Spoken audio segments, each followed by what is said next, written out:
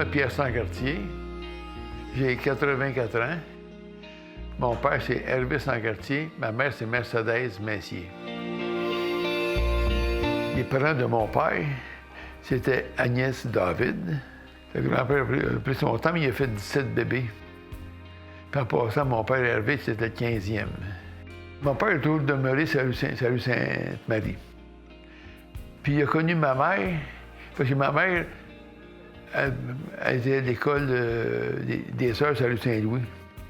Puis mon père l'a trouvé de son goût, il a commencé à creuser dans ce temps-là. Puis ils se sont fréquentés. Puis ma mère, elle est devenue enseignante, puis mon père est devenu mécanicien. Puis ma mère, elle a enseigné, entre autres, à Saint-Rod-de-Chigan, dans le ruisseau des Anges. Puis mon père, pour continuer à fréquenter, bien, il avait modifié un Ford 20 ou 22, je ne me rappelle plus. Là. Puis avec ça, parce qu'en hiver, les chemins étaient juste roulés, c'est tout. Avec la manière qu'il avait fait son auto, il pouvait le fréquenter pareil. Ma mère, qui était enseignante, quand elle a dit qu'elle se mariait, elle s'est fait mettre dehors là, tout de suite. Comme ça, scolaire, ça n'a pas pris de temps, ça a pris après 15 secondes, puis c'était réglé. Puis mon père, il voulait avoir absolument un garage. Il voulait avoir un garage. Alors, qu'est-ce qu'ils ont fait? Au lieu de partir en peur, ils m'ont fait, je suis au monde ils sont mariés le 28 septembre 1935, puis moi, je suis au monde le 29 mai 1937. Ils m'ont retardé un petit brin, pour avoir le temps de se masser de l'argent. Chez nous, on est 8 enfants, moi, je suis le plus vieux. Puis ma mère, elle, vu qu'elle avait perdu sa job, comme enseignante, elle travaillait chez ma grand-mère, dans la même maison, pour le Bel-Canada. C'était seulement un salon que ma grand-mère avait révélé en centrale téléphonique.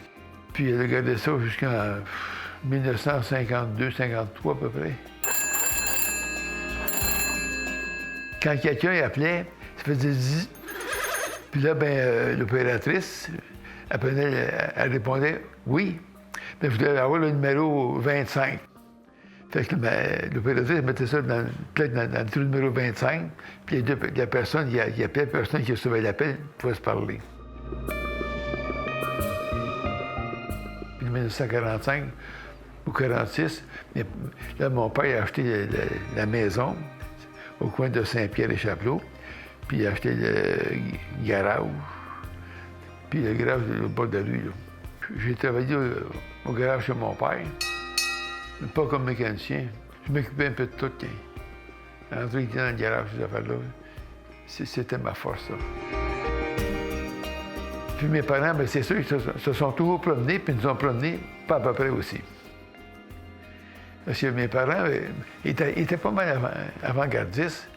Parce que je peux te dire que dans les années 50, ils partaient en couple, ils partaient 15 jours en vacances. Puis nous autres, c'était ma grand-mère, Messie, qui nous gardait à Saint-Domingue. Ça se faisait pas dans ce temps-là. Mais les autres, ils faisaient ça parce que les trois étaient plus fortunés que la majorité des gens de Terrebonne.